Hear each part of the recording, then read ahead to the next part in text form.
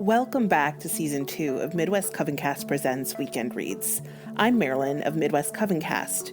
Here in the second half of Season 2, we will be making our way through Book 3 of Heinrich Cornelius Agrippa's 3 books of occult philosophy or magic, which explores ceremonial magic. You can find podcast extras for this season and more at MidwestCovencast.com. I hope you enjoy this week's installment. Chapter 19, of the Bodies of the Devils. Concerning the bodies of angels, there is a great dissension between the late divines and philosophers.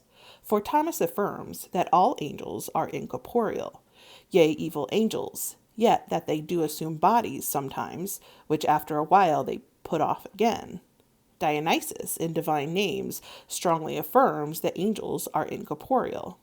Yet Augustine, upon Genesis, delivers his opinion that angels are said to be airy and fiery animals, because they have the nature of aerial bodies. Neither can they be dissolved by death, because the element, which is more active than passive, is predominant in them.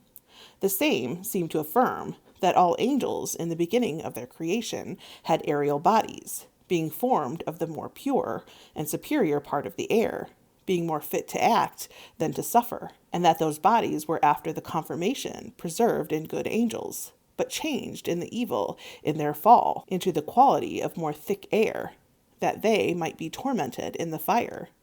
Moreover, Magnus Basilius doth attribute bodies not only to devils, but also to pure angels, as certain thin, aerial, pure spirits, to which Gregory Nazianzen doth agree.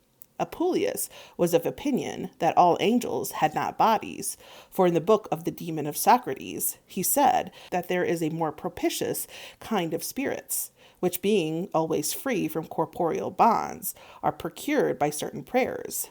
But Psellus, the Platonist, and Christianus do think that the nature of spirits is not without a body, but yet not that the body of angels and devils are the same, for that is without matter, but the bodies of devils are in a matter material, as shadows, and subject to passion, that they being struck are pained, and may be burnt in the fire, into conspicuous ashes, which, as is recorded, was done in Tucia. And although it be a spiritual body, yet it is most sensible, and being touched suffers. And although it be cut asunder, yet comes together again, as air and water, but yet, in the meantime, is much pained. Hence it is that they fear the edge of the sword, and any weapon. Hence, in Virgil, the Sibyl said to Aeneas, "Do thou go on thy way, and draw thy sword." Upon which Servius said that she would have Aeneas have his sword consecrated. Orpheus also describes the kinds of demoniacal bodies. There is indeed one body, which only abides the fire, but being seen doth not suffer, which Orpheus calls fiery and celestial demons. The other is contemperated with a mixture of fire and air, whence they are called ethereal and aerial, to which, if any waterish thing was added, there arose a third kind, whence they are called watery, which sometimes are seen, to which, if any earthiness be added, this is not very thick. They are called terrene demons, and they are more conspicuous and sensible. Now the bodies of sublime demons are nourished of the most pure ethereal element, and are not rashly to be seen of any, unless they be sent from God. Being weaved of such bright threads, and so small, that they transmit all the rays of our sight by their finesse, and reverberate them with splendor, and deceive by their subtlety, of which Chalcidius and ethereal and aerial demons, because their bodies have not so much fire as that they are conspicuous, nor yet so much earth that the solidity of them resists the touch, and their whole composure, being made up of the clearness of the sky and moisture of the air, hath joined together an indissoluble superficies. The other demons are neither so appearable nor invisible, being sometimes conspicuous, are turned into diverse figures, and put upon themselves bodies like shadows of bloodless images, drawing the filthiness of a gross body. And they have too much communion with the wood, which the ancients did call the wicked soul, and by reason of their affinity with earth and water are also taken with terrene pleasures and lust, of which sort are hobgoblins, and incubi, and succubi, of which number it is no absurd conjecture to think that Melusina was, yet there is none of the demons, as Marcus supposes, is to be supposed male or female, seeing the difference of sex belongs to compounds, but the bodies of demons are simple. Neither can any of the demons turn themselves into all shapes at their pleasure, but to the fiery and airy it is easy to do so, viz., to change themselves into what shapes their imagination conceives. Now subterraneal and dark demons, because their nature being concluded in the straits of a thick and inactive body, cannot make the diversity of shapes as others can. But the watery, and such as dwell upon the moist superficies of the earth, are by reason of the moistness of the element, for the most part, like to women. Of such kind are the fairies of the rivers, and nymphs of the woods. But those which inhabit dry places, being of drier bodies, show themselves in form of men, as satyrs or onocelli, with asses' legs or faunae, and incubi, of which he said he learned by experience there were many, and that some of them oftentimes did desire, and made compacts with women to lie with them, and that there were some demons, which the French call doucai, that did continually attempt this way of lust. Chapter 20. Of the annoyance of evil spirits, and the preservation we have by good spirits. It is the common opinion of divines that all evil spirits are of that nature, that they hate God as well as men. Therefore, divine providence hath set over us more pure spirits, with whom he hath entrusted us, as with shepherds and governors, that they should daily help us, and drive away evil spirits from us, and curb and restrain them, that they should not hurt us as much as they would.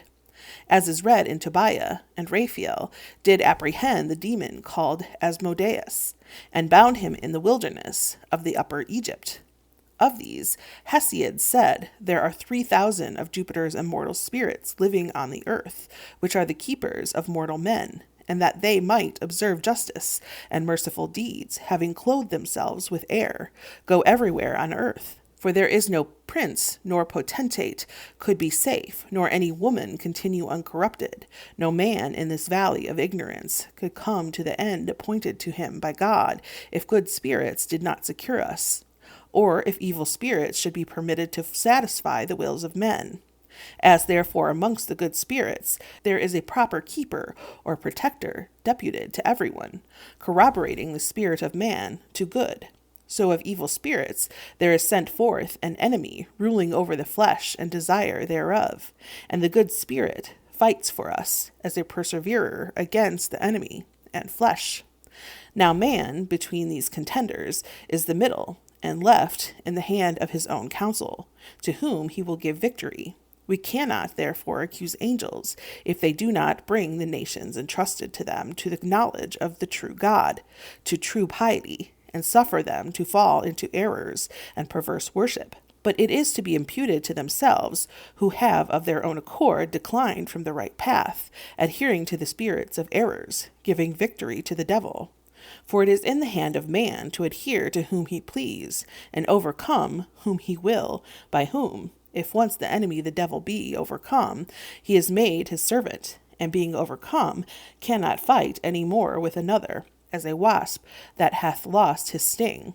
To which opinion Origen assents in the book Periarchon, concluding that the saints, fighting against evil spirits and overcoming, do lessen their army, neither can he that is overcome by any molest any more.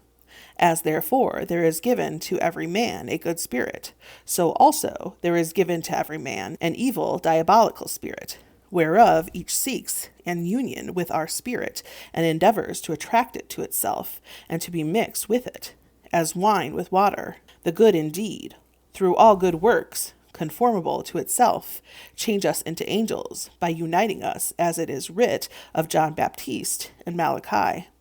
Behold, I send mine angel before thy face, of which transmutation and union it is writ elsewhere.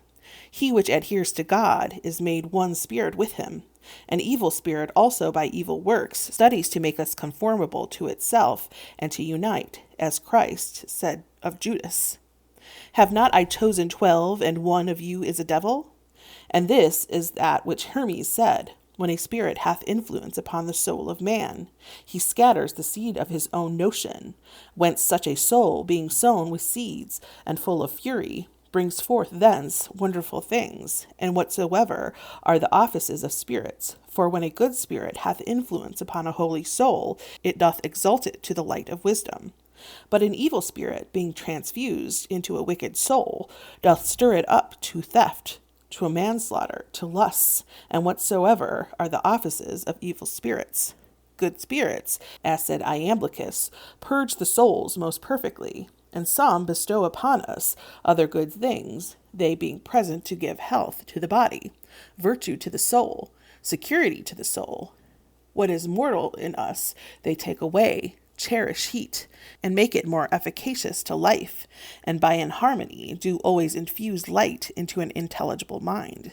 But whether there be many keepers of a man, or one alone, theologians differ amongst themselves. We think there are more, the prophet saying, He hath given his angels a charge concerning thee, that they should keep thee in all thy ways, which, as said Hierome, is to be understood of any man, as well as of Christ.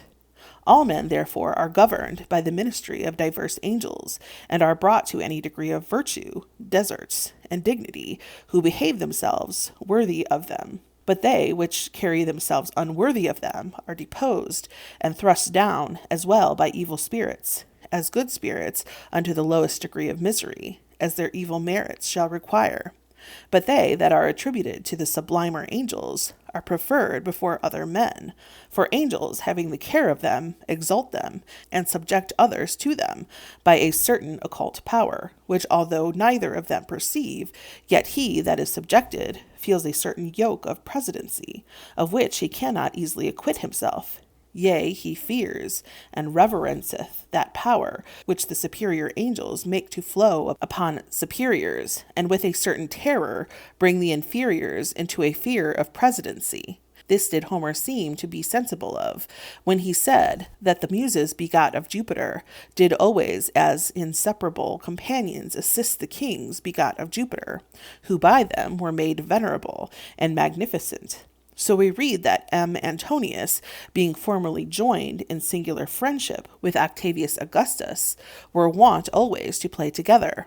But when, as always, Augustus went away conqueror, that a certain magician counselled M. Antonius thus, O Antony, that dost thou do with that young man? Shun and avoid him, for although thou art elder than he, and art more skilful than he, and art better descended than he, and hast endured the wars of more emperors, yet thy genius doth much dread the genius of this young man, and thy fortune flatter his fortune, unless thou shalt shun him. It seems wholly to decline to him.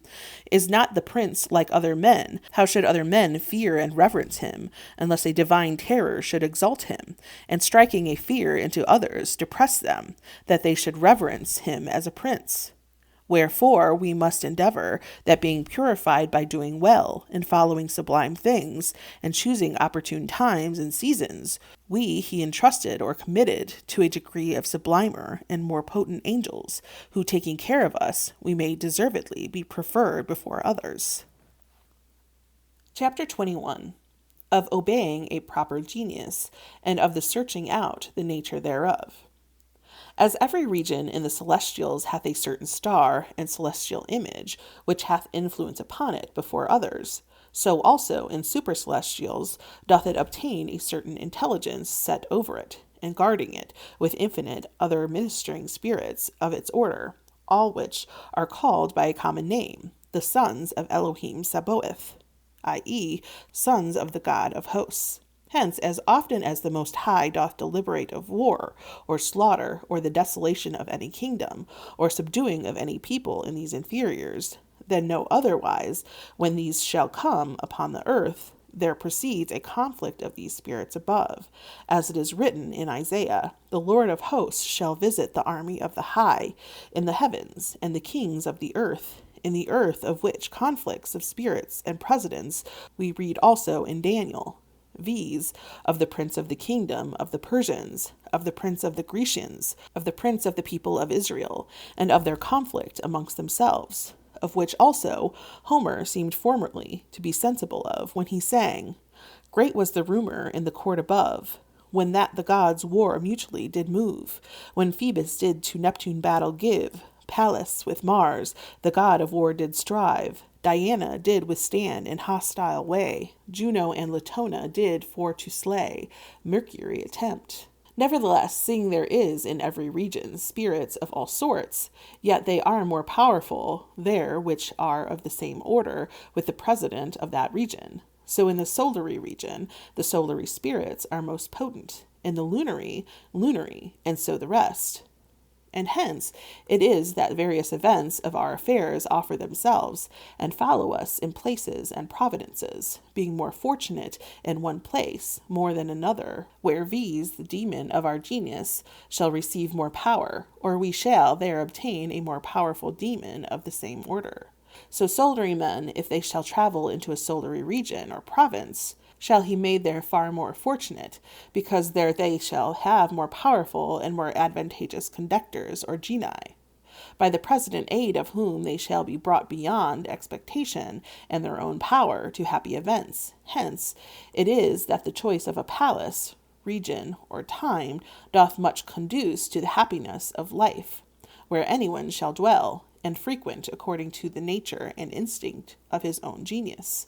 Sometimes also the change of the name doth conduce to the same, for whereas the properties of names, being the significators of things themselves, do, as it were, in a glass declare the conditions of their forms, thence it comes to pass that names being changed, the things oftentimes are changed. Hence the sacred writ doth not without cause bring in God, whilst he was blessing Abraham and Jacob, changing their names, calling the one Abraham and the other Israel. Now the ancient philosophers teach us to know the nature of the genius of every man, by stars, their influx and aspects, which are potent in the nativity of any one, but with instructions so diverse and differing amongst themselves, that it is much difficult to understand the mysteries of the heavens by their directions. For Porphyry seeks the genius of the star, which is the lady of the nativity, but Maternus, either from thence, or from the planets, which had then most dignities, or from that into whose house the moon was to enter after that, which at the birth of the man it doth retain. But the Chaldeans inquire after the genius, either from the sun above, or from the moon. But others, and many Hebrews, think it is to be inquired after from some corner of the heaven, or from all of them. Others seek a good genius from the 11th house, which therefore they call a good demon, but an evil genius from the 6th, which therefore they call an evil demon. But seeing the inquisition of these is laborious and most occult, we shall far more easily inquire into the nature of our genius from ourselves, observing those things which the instinct of nature doth dictate to, and the heaven inclines us to from our infancy, being distracted with no contagion, or those things which the minded, the soul being freed from certain cares, and sinister affections, and impediments being removed, doth suggest to us. These, without all doubt, are the persuasions of a genius, which is given to everyone from their birth, leading and persuading us to that whither the star thereof inclines us to. Chapter 22. That there is a threefold keeper of man, and from whence each of them proceed. Every man hath a threefold good demon, as a proper keeper or preserver, the one whereof is holy, another of the nativity, and the other of profession. The holy demon is one, according to the doctrine of the Egyptians, assigned to the rational soul, not from the stars or planets, but from a supernatural cause, from God himself, the president of demons, being universal, above nature. This doth direct the life of the soul, and doth always put good thoughts into the mind, being always active in illuminating us, although we do not always take notice of it. But when we are purified and live peaceably, then it is perceived by us. Then it doth, as it were, speak with us, and communicates its voice to us, being before silent, and studies daily to bring us to a sacred perfection. Also, by the aid of this demon, we may avoid the malignity of a fate, which being religiously worshipped by us in honesty and sanctity, as we know was done by Socrates, The Pythagoreans think we may be much helped by it, as by dreams and signs, by diverting evil things and carefully procuring good things. Wherefore the Pythagoreans were wont with one consent to pray to Jupiter, that he would either preserve them from evil, or show them by what demon it should be done. Now the demon of the nativity, which is called the genius, doth here descend from the disposition of the world, and from the circuits of the stars, which were powerful in its nativity.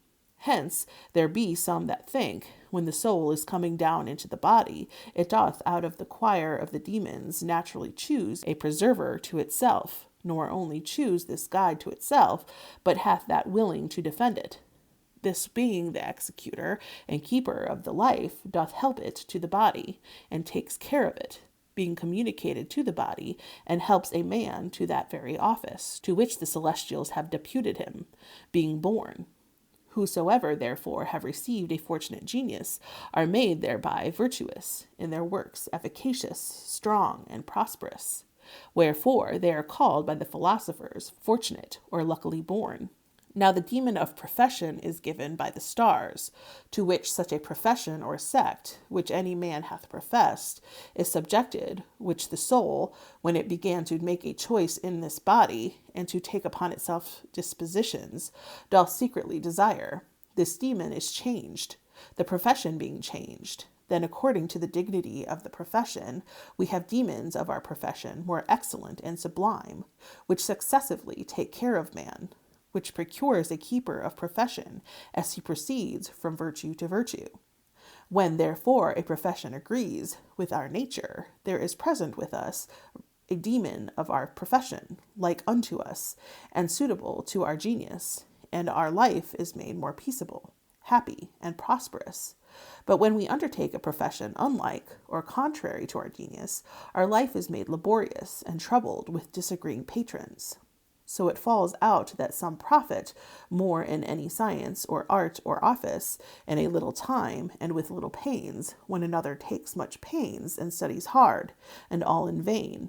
And although no science, art, or virtue be to be condemned, yet that thou must live prosperously, carry on thy affairs happily. In the first place, know thy good genius, and thy nature, and what good the celestial disposition promises thee. And God, the distributor of all these, who distributes to each as he pleases, and follow the beginnings of these, profess these, be conversant in that virtue to which the Most High Distributor doth elevate and lead thee, who made Abraham excel in justice and clemency, Isaac with fear, Jacob with strength, Moses with meekness and miracles, Joshua in war, Phinehas in zeal, David in religion and victory, Solomon in knowledge and fame, Peter in faith, John in charity, Jacob in devotion, Thomas in prudence, Magdalene in contemplation, Martha in officiousness.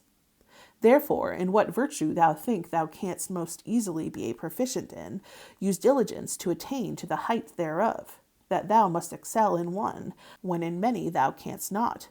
But in the rest endeavor to be as great a proficient as thou canst. But if thou shalt have the overseers of nature and religion agreeable, thou shalt find a double progress of thy nature and profession. But if they shall be disagreeing, follow the better, for thou shalt better perceive at some time a preserver of an excellent profession than of nativity. Chapter 23. Of the tongue of angels, and of their speaking amongst themselves and with us. We might doubt whether angels or demons, since they be pure spirits, use any vocal speech or tongue amongst themselves or to us. But that Paul in some place said, if I speak with the tongue of men or angels, but that their speech or tongue is much doubted by many. For many think that if they use any idiom, it is Hebrew, because that was the first of all, and came from heaven, and was before the confusion of languages in Babylon, in which the law was given by God the Father, and the gospel was preached by Christ the Son. And so many oracles were given to the prophets by the Holy Ghost, and seeing all tongues have and do undergo various mutations and corruptions, this alone doth always continue inviolated. Moreover, an evident sign of this opinion is, that though each demon and intelligence do use the speech of those nations with whom they do inhabit, yet to them that understand it, they never speak in any idiom, but in this alone. But now how angels speak is hid from us, as they themselves are. Now to us, that we may speak, a tongue is necessary with our instruments, as are the jaws, palate, lips, teeth, throat, lungs, the aspera, arteria, and muscles of the breast, which have the beginning of motion from the soul. But if any speak at a distance to another, he must use a louder voice. But if near, he whispers in his ear. And if he could be coupled to the hearer, a softer breath would suffice. For he would slide into the hearer without any noise, as an image in the eye or glass. So souls, going out of the body, so angels, so demons speak. And what man doth with a sensible voice, they do by impressing the conception of the speech in those to whom they speak, after a better manner than if they should express it by an audible voice.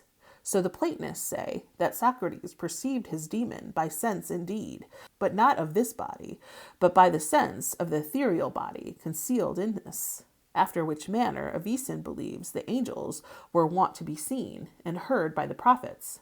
That instrument whatsoever the virtue be, by which one spirit makes known to another spirit what things are in his mind, is called by the Apostle Paul the tongue of angels.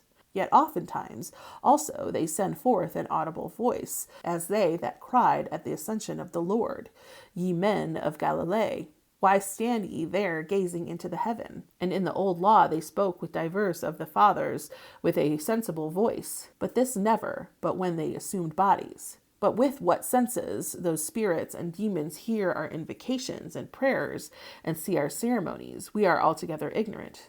For there is a spiritual body of demons everywhere, sensible by nature, so that it touches, sees, hears without any medium, and nothing can be an impediment to it.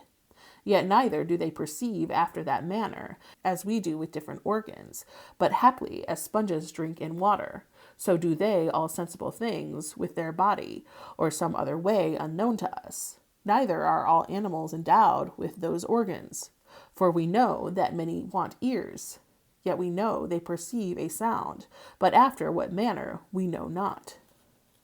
Chapter 24. Of the names of spirits and their various imposition, and the spirits that are set over the stars, signs, corners of the heaven, and the elements. Many and diverse are the names of good spirits and bad, but their proper and true names, as those of the stars, are known to God alone, who only numbers the multitude of stars, and calls them all by their names, whereof none can be known by us, but by divine revelation, and very few are expressed to us in the sacred writ. But the masters of the Hebrews think that the names of the angels were imposed upon them by Adam, according to that which is written, The Lord brought all things which he had made unto Adam, that he should name them. And as he called anything, so the name of it was. Hence the Hebrew Macubals think, together with magicians, that it is in the power of man to impose names upon spirits.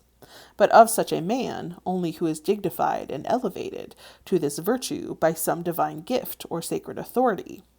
But because a name that may express the nature of divinity or the whole virtue of angelical essences cannot be made by any human voice, therefore, names, for the most part, are put upon them from their works, signifying some certain office or effect, which is required by the choir of spirits, which names then no otherwise than oblations, and sacrifices offered to the gods, obtain efficacy and virtue to draw any spiritual substance from above or beneath, for to make any desired effect. I have seen and known some writing on virgin parchment the name and seal of some spirit in the hour of the moon, which when afterward he gave to be devoured by a water frog, and had muttered over some verse. The frog being let go into the water, rains and showers presently followed. I saw also the same man inscribing the name of another spirit, with the seal thereof, in the hour of Mars, which was given to a crow, who being let go, after a verse muttered over, presently there followed from that corner of the heaven whither he flew lightnings, shakings, and horrible thunders, with thick clouds. Neither were those names of spirits of an unknown tongue, neither did they signify anything else but their offices. Of this kind are the names of those angels: Raziel, Gabriel, Michael, Raphael, Haniel, which is as much as the vision of God, the virtue of God, the strength of God, the medicine of God, the glory of God.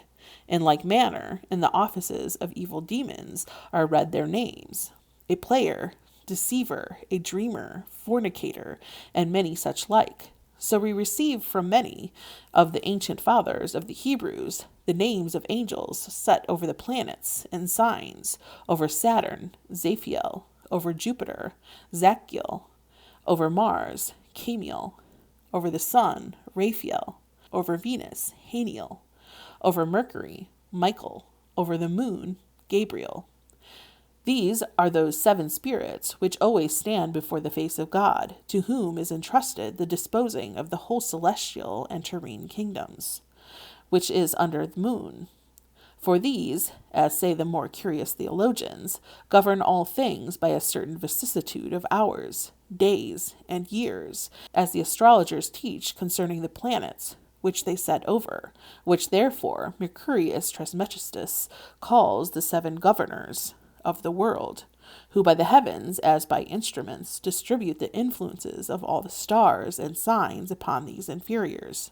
Now there are some that do ascribe them to the stars, by names somewhat differing, saying that over Saturn is set an intelligence called Oriphiel, over Jupiter Zachariel, over Mars Zamael, over the Sun Michael, over Venus Anael, over Mercury Raphael, over the Moon Gabriel, and every one of these governs the world 354 years and 4 months, and the government begins from the intelligence of Saturn, afterward in order the intelligences of Venus, Jupiter, Mercury, Mars, the Moon, the Sun reign, and then the government returns to the spirit of Saturn. Abbess Trithemius writ to Maximilian Caesar a special treatise concerning these, which he that will thoroughly examine may from thence draw great knowledge of future times. Over the 12 signs are set these, viz., over Aries, Melchidiel, over Taurus, Asmodel, over Gemini, Ambriel, over Cancer, Muriel, over Leo, Virgil, over Virgo, Hamaliel, over Libra, Zuriel, over Scorpio, Barachiel, over Sagittarius, Advachiel, over Capricorn, Hanael, over Aquarius, Cambiel, over Pisces, Barachiel.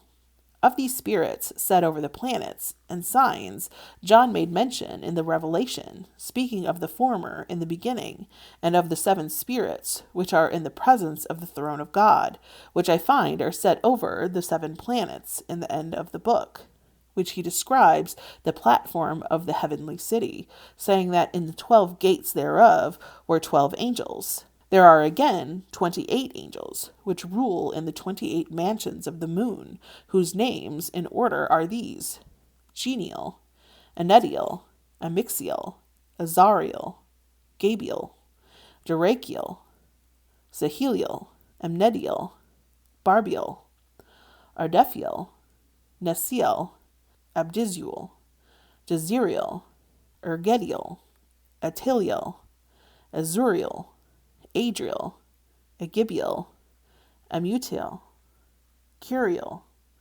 Bethaniel, Galiel, Requiel, Abranael, Aziel, Tagriel, Alheniel, Amnexiel. There are also 4 princes of the angels, which are set over the 4 winds, and over the 4 parts of the world, whereof Michael is set over the eastern wind, Raphael over the western, Gabriel over the northern, Neriel, who by some is called Uriel, is over the southern. There are also assigned to the elements these, viz., to the air, Cherub, to the water, Tharsis, to the earth, Ariel, to the fire, Seraph, or according to Philon, Nathaniel. Now every one of these spirits is a great prince, and hath much power and freedom in the dominion of his own planets and signs, and in their times, years, months, days, and hours, and in their elements and parts of the world and winds. And every one of them rules over many legions, and after the same manner amongst evil spirits. There are 4 which as most potent kings are set over the rest, according to the 4 parts of the world. Those names are these, viz. Urius, king of the east, Amammon, king of the south, Paimon, king of the west, Egan, king of the north, which the Hebrew doctors perhaps call more rightly thus, Samuel, Azazel, Aziel, Machaziel, under whom many other rule as princes of legions and rulers. Also there are innumerable demons of private offices. Moreover, the ancient theologians of the Greeks reckon up 6 demons, which they call telchines, other alastors, which bearing ill will to men, taking up water out of the river Styx with their hand, sprinkle it upon the earth, whence follow calamities, plagues, and famines, and these are said to be Actius, Megalesius, Ormenus, Lycus, Nikon, Maimon. But he which desires to know exactly the distinct names, offices, places, and times of angels and evil demons, let him inquire into the book of Rabbi Simon of the temples, and in his book of lights, and in his treatise of the greatness of stature, and in the treatise of the temples of Rabbi Ishmael, and in almost all the commentaries of his book of formation, and he shall find it written at large concerning them. Chapter 25. How the Hebrew Macubles draw forth the sacred names of angels out of the sacred writ, and of the 72 angels which bear the name of God, with the tables of Ziraph, and the commutations of letters and numbers. There are also other sacred names of good and evil spirits, deputed to each offices, of much greater efficacy than the former, which the Hebrew Macubles drew forth out of sacred writ, according to that art which they teach concerning them, as also certain names of God are drawn forth out of certain places. The general rule of these is that wheresoever anything of divine essence is expressed in the Scripture, from that place the name of God may rightly be gathered. But in what place soever in the Scripture the name of God is found expressed, there mark what office lies under that name.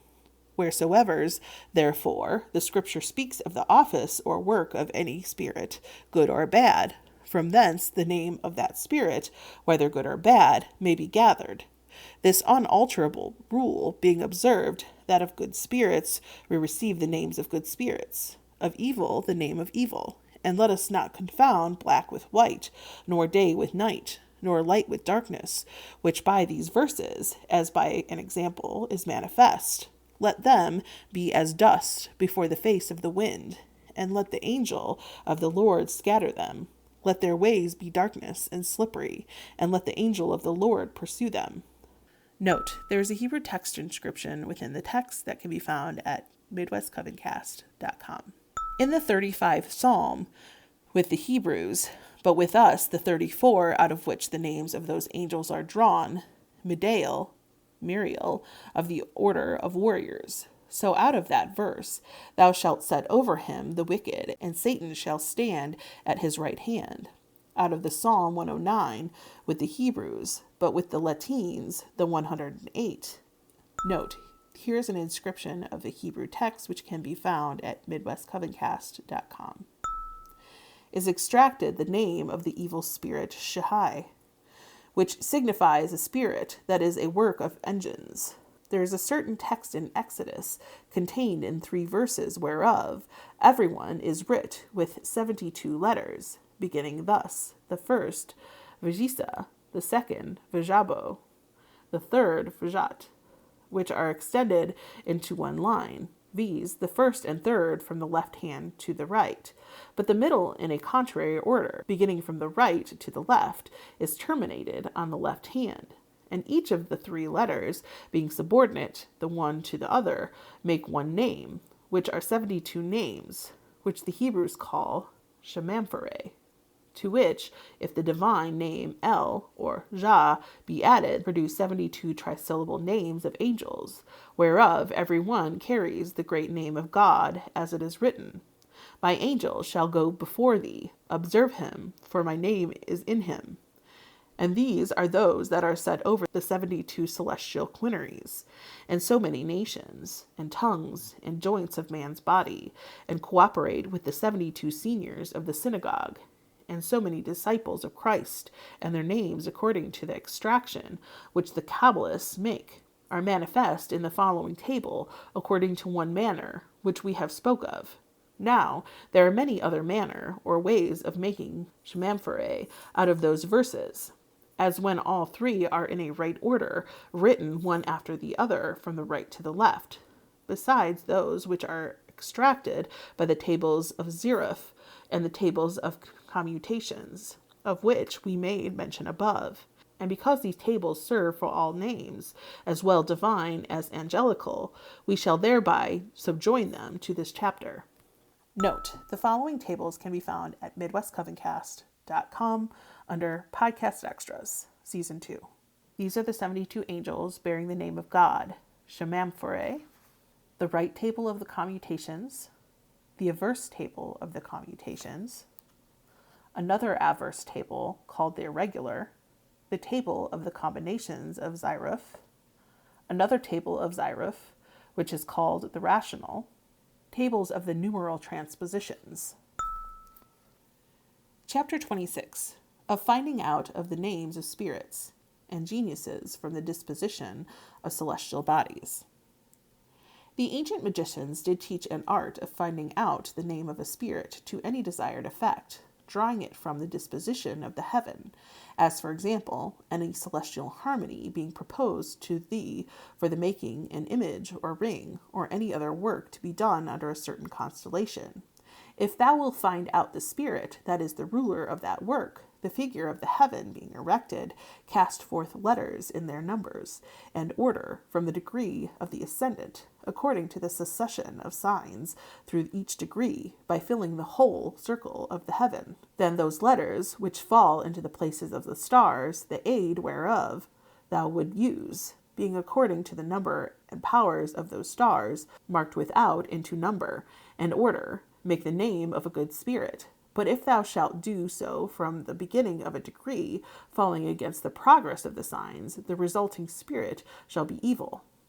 By this art, some of the Hebrew and Chaldean masters teach that the nature and name of any genius may be found out, as for example, the degree of the ascendant of any one's nativity being known, and the other corners of the heaven being co-equated, then let that which had the more dignities of planets in those four corners, which the Arabians call Almutez, be first observed amongst the rest, and according to that, in the second place, that which shall be next to it in the number of dignities, and so by order the rest of them, which obtain any dignity in the foresaid corners. This order being used, thou must know the true place and degree of them in the heaven, beginning from the degree of the ascendant through each degree according to the order of the signs, to cast 22 of the letters of the Hebrews. Then what letters shall fall into the places of the aforesaid stars, being marked and disposed according to the order found out above in the stars, and rightly joined together according to the rules of the Hebrew tongue, make the name of a genius, to which, according to the custom, some monosyllable name of divinity, omnipotency, viz. El or Yah, is subjoined.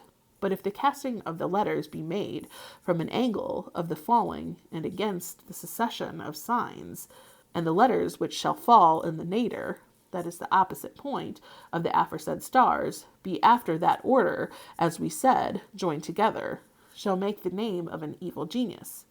But the Chaldeans proceed another way, for they take not the Almutez of the corners, but the Almutez of the 11th house, and do in all things as hath been said. Now they find out an evil genius from the Almutez of the angle of the 12th house, which they call an evil spirit, casting from the degree of the falling against the progress of the signs. There are also the Arabians, and many others, and some Hebrews, who find out the name of the genius by the places of the 5 Heligians, and making protection always from the beginning of Aries, and the letters being found out according to the order of Helikians and the astrologers, being reduced into the known order and being joined together, make the name of a good genius. But they draw the name of an evil genius from the opposite Helikian places, projection being made from the last degree of Pisces against the order of signs. But others, some do not take the places of Helikians, but the places of Almutez upon the 5 Helikians, making projection from an horoscope, as above said. And these names being thus distributed according to the proportion numbers to the starry account, compacted or joined and changed letters, although unknown in sound and significative, we must of necessary confess may do more by the secret of the chiefest philosophy and a magic work than significative names, whilst the mind, being astonished at the obscurity of them, and deeply intent, firmly believing that something divine is under it, doth reverently pronounce these words and names, although not understood, to the glory of God, captivating himself with the spiritual affection of piety in the obedience of him. Thank you for listening to this week's episode of Midwest Covencast Presents Weekend Reads. Join us next time as we continue through Heinrich Cornelius Agrippa's 3 books of occult philosophy or magic, Book 3, Ceremonial Magic.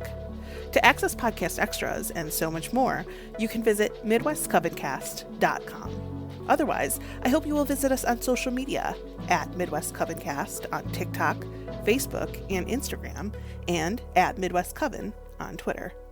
Until next time, Coven, blessed be.